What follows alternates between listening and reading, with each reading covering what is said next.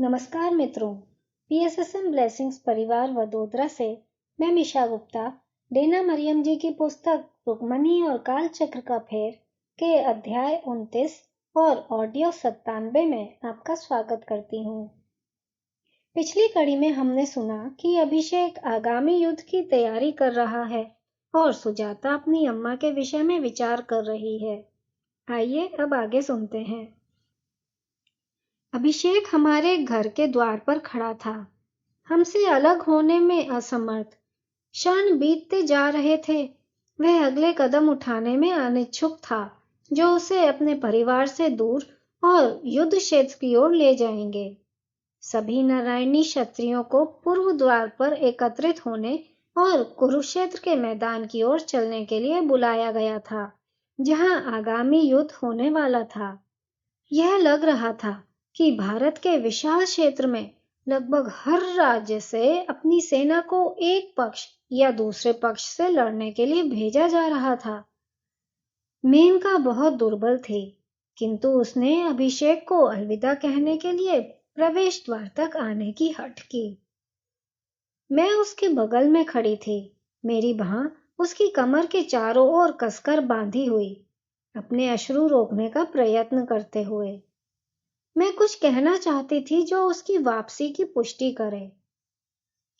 अभिषेक, जब तुम वापस आओगे, जब यह भयानक युद्ध समाप्त हो जाएगा, तो हम अम्मा की खोज में चलेंगे। माता ने मुझसे कहा था कि मैं उनके साथ शांति स्थापित करूं। हम तीनों राज्य से राज्य जाकर उन्हें ढूंढेंगे। उसने धीमी सी मुस्कान दी। हम ऐसा करेंगे सुजाता। अगर वह जीवित है तो हम उन्हें ढूंढ लेंगे। वह मेरे मन में बहुत बसी रही हैं जब से मैंने इस युद्ध की तैयारी आरंभ की है। मैं इस जीवन को उन्हें फिर से देखे बिना नहीं छोड़ना चाहता। तुम वापस आओगे अभिषेक, और हम उन्हें ढूंढ लेंगे, मैंने दृढ़ता से कहा। सुजाता, क्या तुम मेरे लिए मेनका का ध्यान रखोगी? मैं उसका साथ नहीं छोड़ूंगी, मैं वचन देती हूं। फिर मेनका की ओर मुड़ते हुए उसने उसे चुंबन दिया और धीरे से कहा, मेरी प्रतीक्षा करना। मेनका ने कोई प्रतिक्रिया नहीं दी। उसके इन शब्दों के साथ ही वह बाहर चला गया और अपने अश्व पर सवार हो गया, जबकि हम द्वार पर खड़े रहे जब तक वह हमारी दृष्टि से ओझल नहीं हो गया। आओ मेनका, तुम्हें वापस बिस्तर पर जाकर विश्राम करना चाहिए, ताकि तुम अभिषेक की वापसी के लिए अपनी शक्ति वापस पा सको। यह युद्ध लंबा नहीं होगा, यह शीघ्र ही समाप्त हो जाएगा, और जब वह हमारे पास वापस आएगा तो हम अपनी मां की खोज में चलेंगे। मेरे प्रयासों के बाद भी मेनका का स्वास्थ्य दिन प्रतिदिन बिगड़ रहा था। वह हर दिन और दुर्बल होती जा रही थी, और मैं उसे वापस लाने के लिए कुछ भी नहीं कर सकी। जैसा कि मैंने वचन दिया था, मैं उसके पास से नहीं हटी। हर रात्रि उसके बिस्तर के पास कुर्सी पर सोती, उसकी सबसे हल्की सी सिसकी पर जाग जाती। मैं थक चुकी थी, किंतु मैंने स्वयं को धकेला। उससे बात करती रही कि जब अभिषेक वापस आएगा और वह ठीक हो जाएगी तो हम मिलकर क्या क्या करेंगे। उसने विरोध नहीं किया। उसने मुझे भविष्य की बात करने दी, यद्यपि मैं जानती थी कि वह मुझ पर विश्वास नहीं कर रही थी। उसे पता था कि वह मर रही है, और मुझे भी। परंतु मैं चाहती थी कि अभिषेक की वापसी तक वह स्थिर रहे। मैं मेनका की देखभाल में इतनी लीन हो गई थी कि मैंने युद्ध के समाचारों पर ध्यान ही नहीं दिया। उसके अनुरोध पर मैं प्रतिदिन एक सेवक को महल के प्रवेश द्वार पर भेजती, जहां कई लोग युद्ध भूमि पर कई घटनाओं की सूचना पाने के लिए एकत्रित होते थे। सेवक वापस आता और जो भी जानकारी होती वह मुझे देता, और मैं सुनती, समाचार को बिना पूर्ण रूप से समझते हुए। मेरे भीतर का एक भाग उसे सुनना नहीं चाहता था। मैं कभी कभी सोचती कि वे किसका समर्थन कर रहे थे। वे मेरे नगर के लोग जो युद्ध भूमि से समाचार सुनने के लिए इतने उत्साही थे। क्या वे अपने प्रियजनों की नारायणी सेना में विजय के समाचार की उम्मीद कर रहे थे या श्री कृष्ण और पांडव सेनाओं की? मैंने वास्तव में विजय के विचार को त्याग दिया था। केवल क्षति होगी, सभी पक्षों को भयानक पीड़ा होगी। मुझे कोई अंतर नहीं पड़ता कि कौन जीता।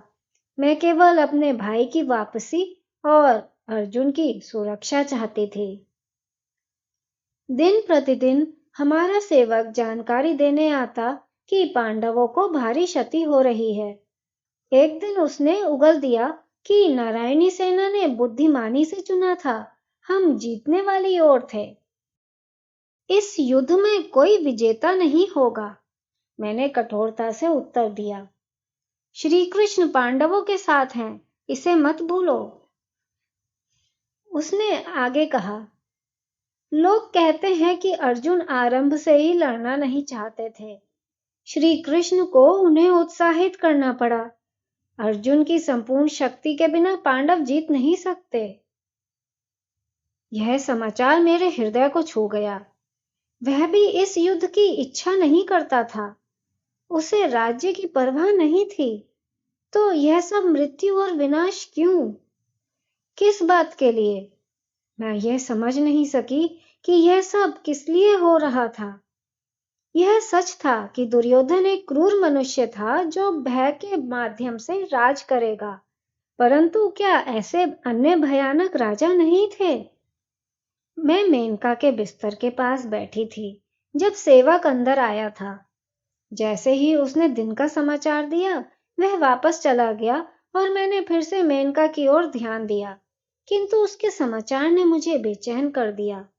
देखते ही देखते वह सो गई तो मैं चुपचाप कक्ष से निकल गई और आंगन में स्थित मंदिर में वापस चली गई। अगर पांडव युद्ध हार गए, क्या वे मारे जाएंगे? वह नहीं हो सकता। श्री कृष्ण वहां हैं, किंतु यदि वह अर्जुन की आंतरिक शक्ति को जगा नहीं सकते तो कोई भी नहीं कर सकता।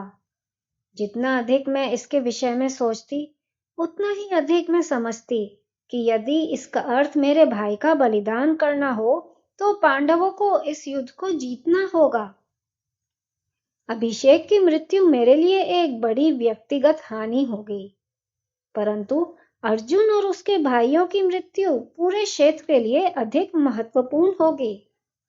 यह हमें उस पथ पर ले जाएगा जिसमें सत्य, अखंडता या करुणा का कोई महत्व नहीं होगा। यह स्वार्थी और हिंसक व्यवहार को मान्यता देगा, मानव जीवन की अवहेलना करेगा। क्या यही युक्ति है ब्रह्मांड के कार्य करने की? कुछ अच्छे के लिए व्यक्तिगत बलिदान की आवश्यकता? मैं सोच रही थी।